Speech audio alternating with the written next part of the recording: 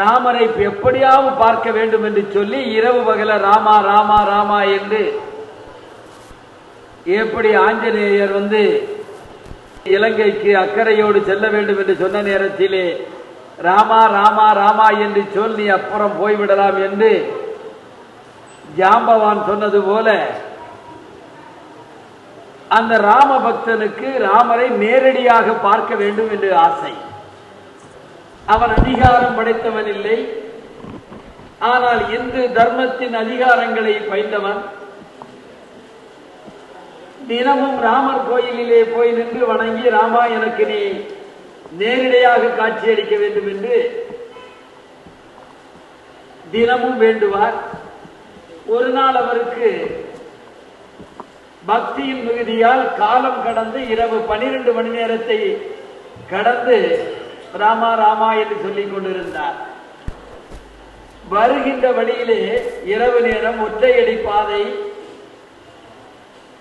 ஆள் நடமாட்டம் இல்லாத இடம், சிறிய ஓசை வந்தாலும் பயப்படுகின்ற அளவிற்கு கால சூழ்நிலை. அப்பொழுது அவர் ஒரு புளிய மரத்தை தாண்டுகின்ற நேரத்திலே ஒரு சிரிப்பொலி வந்தது. சிரிப்பொலியை பார்த்த உடனேயே திக்கென்று நின்றான் அந்த பக்தன். என்னடா இப்படி வருகிறதே என்று எண்ணி பேய் பிசாசு இருக்கிறது என்று சொல்லி தயங்கி நின்றான். மீண்டும் அந்த சிரிப்பொலி கேட்டது. அங்குமங்கும் எட்டி பார்த்தான். நான் தான் உனக்கு உதவி செய்வதற்கு பேசுகிறேன். நான் ஒரு நல்ல அந்தணன். ரிக்கெஜூர் சாமம் மதர்வனம் என்று சொல்லுகின்ற வேதங்கள் அத்தனையும் கற்றவன். ஆனால் கற்றதின் அந்த பயனை நான் மக்களுக்கு சொல்ல இல்லை. குமரி மாவட்டத்திலே ஆசான்கள் இருப்பார்கள், வைத்தியர்கள் இருப்பார்கள், அது எல்லா கலைகளையும் கற்றிருப்பார்கள். கடைசி வரையிலும் அதை யாருக்கும் சொல்லிக் கொடுக்க மாட்டார்கள். அதுதான் ஆசான் அடவு என்று தன்னகத்தே வைத்திருப்பார்கள். அந்த பேய் சொன்னது, நான் மற்றவர்களுக்கு சொல்லிக் கொடுப்பாதென்றால் என்னை இறைவன் பேயாக மாற்றிவிட்டார். ஆனால் உன் பக்தியை மெச்சுகிறேன். நான் உனக்கு எப்படி உதவி செய்ய முடியும்? அதற்கு ராமபக்தன் சொன்னார், எனக்கு நீ வேறு ஒன்று செய்ய வேண்டாம். ராமனை நேரடியாக பார்ப்பதற்கு உரிய வழிமுறையை நீ எனக்கு சொல்லித்தான். நீ அனைத்தும் உணர்ந்தவன். இந்த பூ உலகத்தை விட்டு மேலுலகத்திற்கும் செல்லாமல் இடைப்பட்ட நேரத்திலே மக்களை சந்தித்துக் கொண்டிருக்கிறாய். ஆனால் உனக்கு அந்த இறைவனை பார்க்கின்ற வழிமுறை தெரியுமோ என்று நான் உங்களிடம் கேட்கிறேன். எனக்கு அந்த உதவியை செய்வாயா என்று அந்த பக்தன் சொன்னார். அது சொன்னது, இது என்னை மீறிய செயல். ராமரை எல்லோரும் வழிபட முடியுமா என்பது நடக்கக்கூடிய காரியம் அல்ல நேரடியாக. ஆனாலும் பக்கத்து கிராமத்திலே ஒரு கதாகாலட்சேபம் நடக்கிறது. பக்கத்திலே ஒரு ராம கதாகாலட்சேபம் நடக்கிறது. அதற்கு ஆஞ்சநேயர் தினமும் வருகிறார். ஒரு முதியவர் போல் அங்கே இவர்களை போல் உட்கார்ந்து அந்த கதாகாலட்சேபத்தை கேட்கிறார். அவரை நீ அடையாளம் கண்டு பிடித்துக் கொள்ள வேண்டும் என்று இந்த பேயாக இருக்கின்ற அந்தனர் சொன்னார். ராமபக்தனும் அங்கே சென்றார். அங்கே திடகாத்திரமாக இருக்கின்ற வயதானவரை அவன் அடையாளம் கண்டு கொண்டான். இவர்தான் ஆஞ்சநேயர், அஞ்சனை பெற்ற ஆஞ்சநேயர் என்று அடையாளம் கண்டு கொண்டார். அந்த கதாகாலட்சேபம் முடிந்த உடனேயே அவர் செல்லுகின்ற பாதையில் ஓடி சென்று அவர் காலை பிடித்துக் கொண்டார். ஆஞ்சநேயா, நீ ராமனோடு இருக்கின்றவர். ராமர் இருக்கின்ற இடமே உனக்கு சொர்க்கம். மேலுலகத்து செல்வதற்கு, சொர்க்கத்துக்கு செல்வதற்கு எல்லோரும் அந்த ராமனிடம் விடை பெற்று சென்ற நேரத்திலே ராமனிடமே நீ எப்படி கேட்டாய்? ராமா, நீ அந்த வைகுண்டம் சென்றால் அங்கே நீ உன்னை பார்க்க முடியுமா? ராமா, தென்தோல் ராமா, அங்கே கோதண்டத்தோடு உன்னை அந்த மேலுலகத்தில் பார்க்க முடியுமா, வைகுண்டத்தில் பார்க்க முடியுமா என்று கேட்ட நேரத்திலே ராமர் சொன்னார், இது வேறு பிறவி, அது வேறு பிறவி, நீ அங்கே என்னை ராமனாக பார்க்க முடியாது என்று சொன்ன நேரத்திலே ராமன் இல்லாத இடத்தில் நான் இல்லை, எனவே இங்கே இருக்கிறேன் என்று முக்காலமும் இருக்கின்ற அந்த ஆஞ்சநேயரிடம் கேட்டான்.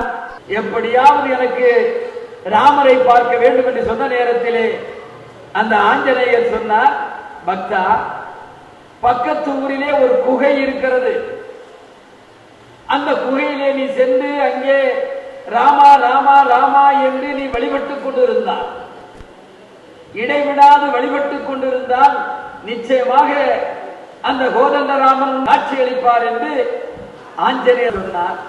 இவன் தான் எப்படியும் ராமரை பார்க்க வேண்டும் பார்க்க வேண்டும் பார்க்க வேண்டும் என்று வேகத்தோடு இருக்கிறாரே. அங்கே சென்றான், குகையிலே அமர்ந்தான். அமர்ந்து ஓரிரு நாட்கள் ஆன பிறகு விடாது ராமா ராமா ராமா என்று சொல்லிக் கொண்டிருந்தான். கேட்ட நேரத்திலே அந்த கதிர்கள், காலை கதிர்கள், அருமையான சூழ்நிலையிலே ஒரு சிறு பையனாக தோளிலே கோதண்டத்தை அணிவித்துக் கொண்டு ஒரு சிறு பையனாக ராமன் அங்கே காட்சியளித்தார். இதையெல்லாம் வரலாறு. ஆன்மீகம் என்பது நாம் வார்த்தைகளாலோ அல்லது இறைவனை வழிபடுவதாலோ மட்டும் இந்த மக்களுக்கு சரியாக எடுத்து சொல்ல முடியாது. ஆனால் காட்சி, சாட்சி இருக்கின்ற இடத்தை நீங்கள் போய் அணுகி அதை மக்களிடம் சொன்னால் இன்னும் உங்களுக்கு வலுவுடையதாக இருக்கும். ஒவ்வொரு ஆண்டும் மழை நேரத்திலே ஆயிரக்கணக்கான மக்கள் சென்று அடைத்தாலும் அந்த ஏரி உடையாமல் இருப்பதில்லை. ராமா லட்சுமணனுக்கு அங்கே உருவ வழிபாடு இருக்கு, சீதைக்கு இல்லை. அந்த ஊர் பெரிய மக்கள் எல்லாம் வந்து அந்த சீதைக்கும் நாங்கள் சிலை வைக்க வேண்டும், அதற்கு பணம் வசூலித்து செய்து கொண்டிருக்கிறோம் என்று சொன்னார்கள். அதை அந்த கலெக்டர் கேள்விப்பட்டார். ராமர் லட்சுமணர் சீதைக்கு சிலை வைத்தால் இந்த ஏரி உடையாமல் இருக்குமா? ஆச்சரியமாக இருக்கிறது.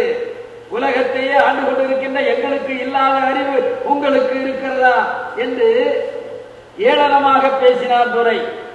ஒரு நாள் சரியான மழை, அந்த ஏரி உடைந்து மக்களை அழிக்கின்ற காலகட்டம். எல்லா மக்களும் அங்கு நடுத்தருவிலே இன்று குரல் எழுப்பிக் கொண்டிருக்கின்றார்கள். எங்களை காப்பாற்றுங்கள் காப்பாற்றுங்கள் என்று சொன்ன நேரத்திலே அதே ஆங்கிலத்துறை வந்தார். மக்கள் எல்லாம் அங்கே நின்று ஏரிக்கரையில் நின்ற நேரத்திலே அவரும் சென்றார். மக்கள் எல்லாம் சொன்னார்கள், நீங்கள் ராமன் லட்சுமணன் சீதைக்கு அங்கே 2 சிலை இருக்கிறது, சீதைக்கும் சிலை வைத்தால் இந்த மழை நிற்கும், ஏரி உடையாது என்று சொன்ன நேரத்திலே அந்த வெள்ளைத்துறையும் அவர்களோடு சென்றார்.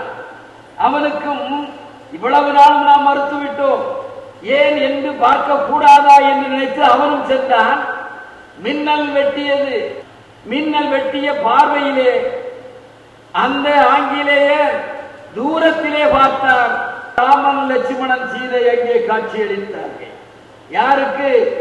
பிரிட்டிஷ் ஆட்சியாளர்கள். மாவட்ட அதிகாரியாக இருந்தவர், கலெக்டராக இருந்தவர் அப்பொழுதுதான் உண்மையை ஒத்துக்கொண்டார். அந்த காட்சி அவரது மனதை அந்த மிரட்சியடைய செய்து அந்த இடத்திலேயே கீழே விழுந்தார். மக்களெல்லாம் அவரை தூக்கி எழுப்பிய போது சொன்னார், கண்ணால் கண்டேன் ராமன் லட்சுமணன் சீதையை, எனவே நீங்கள் சீதை கோயிலை கட்டுங்கள், ராமன் லட்சுமணனுக்கு வழிபடுங்கள் என்று சொன்னார். அதே நாளில் அதே இடத்திலிருந்து மீண்டும் ஒரு நாள் கூட ஏரி உடையவே இல்லை. இது வரலாறு அல்ல, உண்மை. எனவே உண்மையை தேடி பிடிக்க வேண்டும்.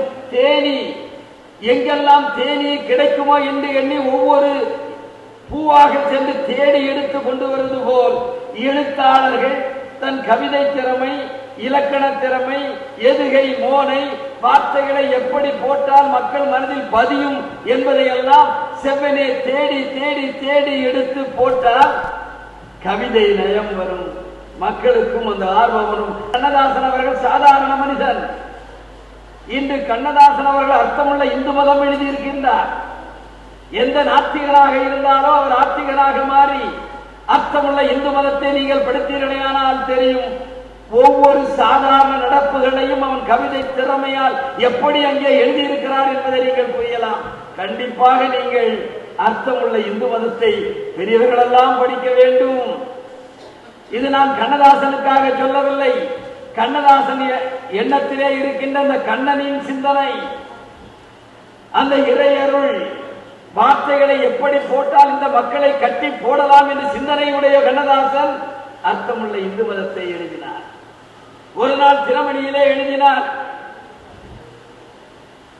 அதை பார்த்து காஞ்சி பெரியவாள் அந்த தினமணியை ஆசிரியர் சதாசிவத்தை கூப்பிட்டு எப்படி அவர் எழுதினார், நாத்திகராய்விட்டதே என்று சொன்ன நேரத்திலே சொன்னார், நானும் சாவியும் பேசிக் கொண்டிருந்தோம். ஒரு நாள் கண்ணதாசன் அவர்கள் ஒருவருக்கு தொலைபேசியிலே பேசுவதற்கு தொலைபேசியை சுழற்றினார். இந்த இருவரும் நாங்களும் 3 பேரும் அங்கே கிராஸ் டாக் ஆகிவிட்டது. சாவி வைத்து விட்டார். தினமணி ஆசிரியர் அதை தொடர்ந்து யார் என்று கேட்டார் கண்ணதாசன். நான் தான் தினமணியை ஆசிரியர் என்று சொன்னேன், நான் தான் கண்ணதாசன் என்று சொன்னார்.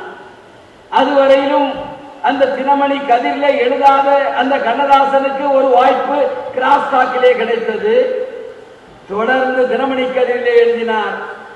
அதை பார்த்துவிட்டு பெரியவர் ஐயா காஞ்சி பெரியவாள் அவர்கள் பாராட்டினார்கள். ராஜாஜி அவர்கள் உடனே கல்கி சதாசிவத்திற்கு போன் பண்ணார்கள். ஐயா, தினமணியிலே எழுதுகின்ற கண்ணதாசன் ஏன் நமது கல்கியில் எழுதவில்லை என்று கேட்டார். கல்கியிலும் எழுதினார் கண்ணதாசன். ஆக எழுத்து ஆற்றல் சிந்தனை இருந்தால் எல்லோராலும் போற்றப்படுவார்கள் என்பதற்காகத்தான் சொல்லுகிறேன். எழுதுங்கள், எழுதிக்கொண்டே இருங்கள். வாழ்நாள் என்பது ஓடிக்கொண்டே இருக்கும். ஒரு நிமிடத்தை விட்டாலும் மீண்டும் அந்த நிமிடம் நமக்கு கிடைக்காது. எழுதுங்கள், எழுதி கொண்டே இருங்கள். சாதாரண ஒரு இன்னிசை பயின்று கொடுக்கின்ற ஒரு தாயின் மகனாகத்தான் பெர்னாட் ஷா பிறந்தார்.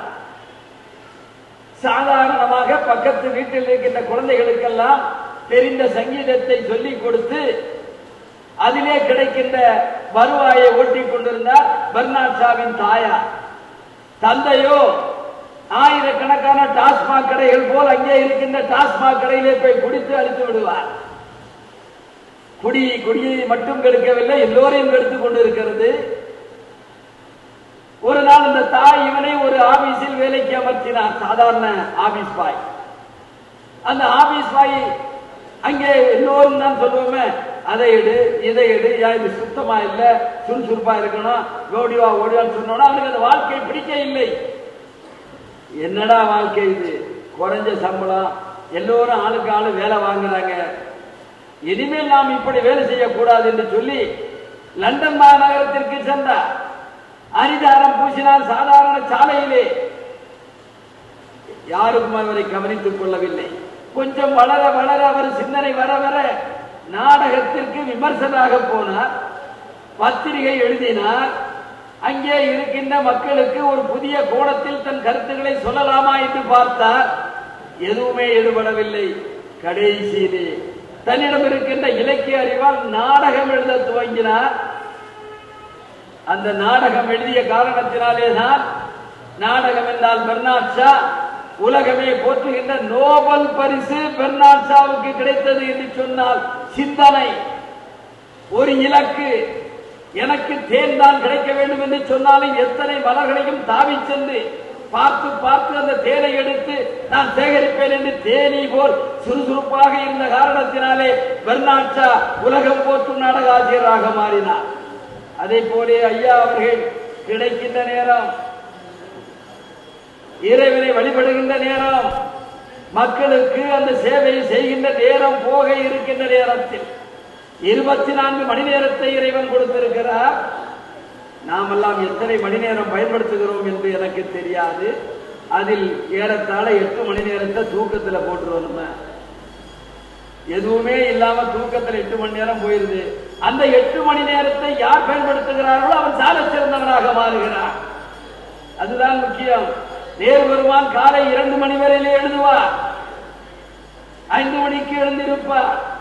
காரணம் என்ன என்று சொன்னால் இந்த மக்கள் மக்கள் மக்கள் மக்கள் வாழ்வு உயர வேண்டும் என்பதற்காக உலக சரித்திரத்தை படித்தார், வாழ்க்கை தத்துவத்தை மகளுக்கு எழுதினார், இன்றும் நிலைத்து நிற்கிறார். அதே போல ஐயா இங்கே நமது பாசமிகு பெரியவர் லட்சுமி நாராயணன் அவர்கள் இறைவனை வழிபடுகின்ற நேரத்தில் ஏற்பட்ட சந்திப்பு, வருகின்ற வாய்ப்பு எனக்கு அந்த ராமபிராணியை கொடுத்திருக்கின்றார். எங்கள் தந்தையின் பெயர் ஹரிகிருஷ்ண பெருமாள், மூத்த சகோதரன் பெயர் அனந்த கிருஷ்ணன், அதுக்கு அடுத்து நவநீத கிருஷ்ணன், பாலகிருஷ்ணன், ராமதாஸ், வசந்தகுமார், வசந்தகுமாரி. வசந்தகுமார் என்று பெயரிட்டவர் இலக்கிய செல்வர் குமரி அனந்தன். அதனாலே தான் அந்த கண்ணன் வரவில்லை. ஆனால் கண்ணனை பற்றி பேசுகின்ற வாய்ப்பினை அந்த கண்ணன் எனக்கு கொடுத்திருக்கின்றார். உழைப்போம், உயர்வோம், சிரிப்பதற்கு கொஞ்சம் நேரம் ஒதுக்குங்க. அது கொஞ்சம் இதயத்தின் இசையாக இருக்கும், ஒரு இதமாக இருக்கும். சிரிக்காமலே இருந்து வாழ்க்கையில் என்ன செய்ய போறோம்? கொஞ்சம் சிரியுங்கள், காலம் கிடைக்கும் போது படியுங்கள், உழைப்பு என்பதை முக்கியமாக எடுத்துக் கொள்ளுங்கள், வாழ்க்கையில் வெற்றி பெறுங்கள். நிரந்தர வெற்றி தான் நமக்கு வேண்டும். அத்தனை பேர்களுக்கும் நன்றி, நன்றி, வணக்கம்.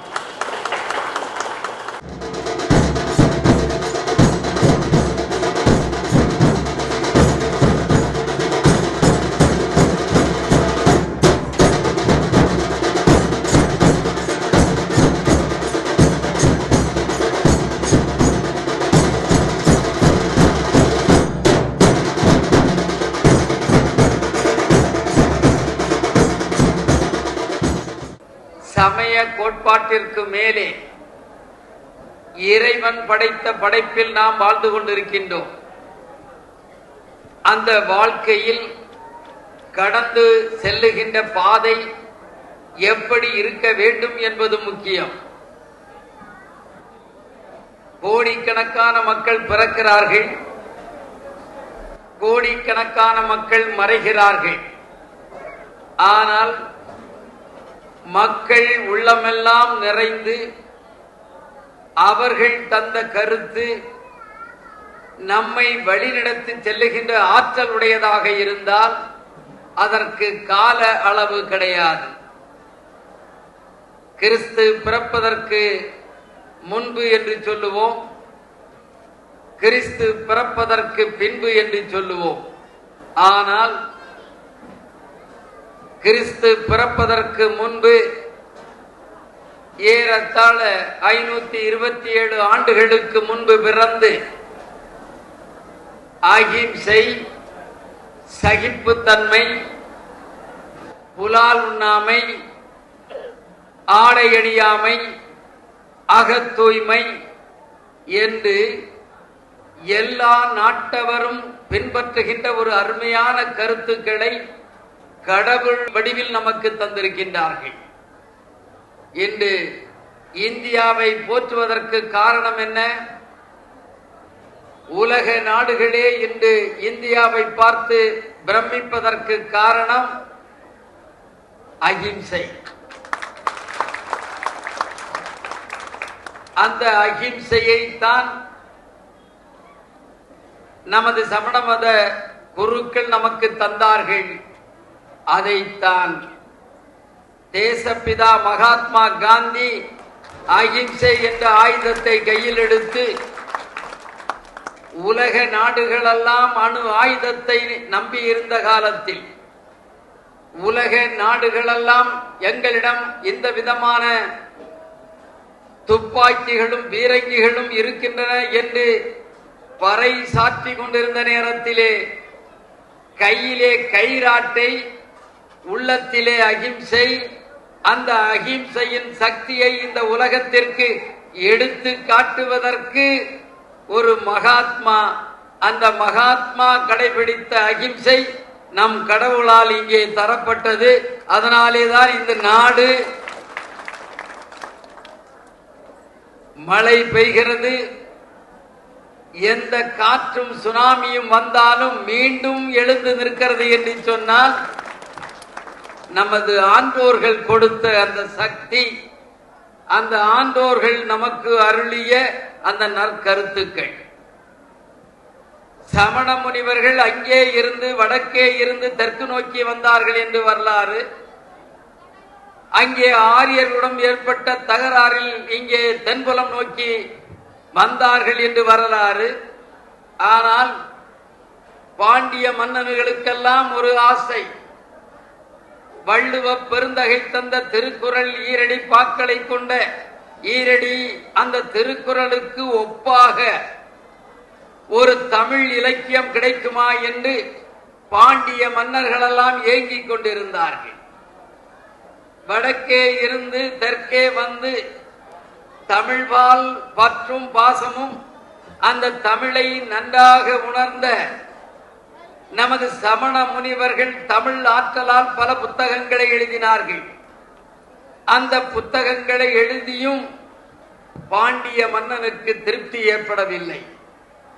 அந்த வள்ளுவன் தந்த அகர முதல எழுத்தெல்லாம் ஆதி பகவன் முதற்றே உலகு என்று குறள் எங்களுக்குத்தான் சொந்தம் என்று பத்மராஜ் அவர்கள் சொல்லிக் கொண்டிருக்கின்றார்கள். அகர முதல எழுத்தெல்லாம் ஆதி பகவன் முதற்றே உலகு என்று சொல்வதால் அது எங்கள் சமண முனிவர்கள் எழுதியது, அது தமிழ் என்று நீங்கள் சொல்லுகிறீர்கள். ஆனால் வசந்தகுமார் குமரி மாவட்டத்திலே பிறந்தவன். அந்த குமரி மாவட்டத்திலே தான் திருவள்ளுவர் பெருந்தகை பிறந்தார். எனவே அது நான் எங்களுக்கு சொந்தம் என்று சொல்லிக் கொண்டிருக்கின்றோம். ஆனால் பொதுவாக தமிழுக்கு சொந்தம், அது தமிழ் மக்களுக்கு சொந்தம், தமிழ் உலகத்திற்கு சொந்தம், அது எல்லோருக்கும் சொந்தம். ஆக அந்த பாண்டிய மன்னன் இவர்களை அழைத்தான். அவர்களிடமிருந்த தமிழ் ஆற்றலால், சொல் வன்மையால், கவிதை திறமையால், கருத்துக்களை ஆழ பதித்து அதை மக்களுக்கு எப்படி தெரிவிக்க வேண்டும் என்ற திறமையால் எழுதி கொண்டே இருந்தார்கள். ஆனாலும் பாண்டிய மன்னனுக்கு திருப்தி ஏற்படவில்லை. எனக்கு அந்த திருக்குறளை போல் நான்கடி வெண்பா தாருங்கள் என்று கேட்டுக்கொண்டே இருந்தான். காலம் கடற கடற நமது சமய முனிவர்களுக்கு காலம் பல காலமாக தெற்புலம் வந்து நாங்கள் தங்கிவிட்டோம், வடபுலம் மீண்டும் எங்கள் மண்ணிற்கு செல்ல வேண்டும் என்ற ஆவலை பாண்டிய மன்னனுக்கு தெரிவித்தார்கள். அவர் விடுவதாக இல்லை. இவர்கள் புறப்பட்டு போனாலும் ஆட்களை வைத்து தடுத்து நிறுத்தி மீண்டும் இங்கே அமர வைத்தார். ஒரு நாள் இரவு இருக்கின்ற அத்தனை சமண முனிவர்களும் ஒவ்வொரு அந்த வெண்பாவை எழுதி, நான்கடி வெண்பாவை எழுதி அவர்கள் தலையணருக்கு கீழே வைத்துவிட்டு காலையிலே போய்விட்டார்கள். மன்னனுக்கு மிகவும் வருத்தமாக போய்விட்டது. சமண தமிழ் வல்லவர்கள் போனார்கள் என்று அல்ல, தமிழே போய்விட்டோ என்று அந்த பாண்டிய மன்னன் வருத்தப்பட்டான். காரணம், அவர்களது எழுத்து வன்மை அவ்வளவாக இருந்தது. அவர்கள் வடக்கே இருந்து வந்தாலும் தெற்கே இருக்கின்ற தமிழ் கலைஞர்களுக்கும் தமிழ் புலவர்களுக்கும் அது சவால் விடுகின்ற அளவிற்கு ஆற்றலை எங்கே பதித்திருந்தார்கள். எனவே போய்விட்டார்கள் என்று சொல்லி திரும்பி வந்த பிறகு அங்கே படுக்கையிலே ஒரு கவிதை இருந்தது. அதை எடுத்துதான் நமது நாலடியார் என்று இந்த தமிழ் உலகத்திற்கு தொகுத்து தந்தார்கள். எனவே தமிழ் எங்கிருந்தாலும் வாழும் என்பதற்காக சொல்லவில்லை.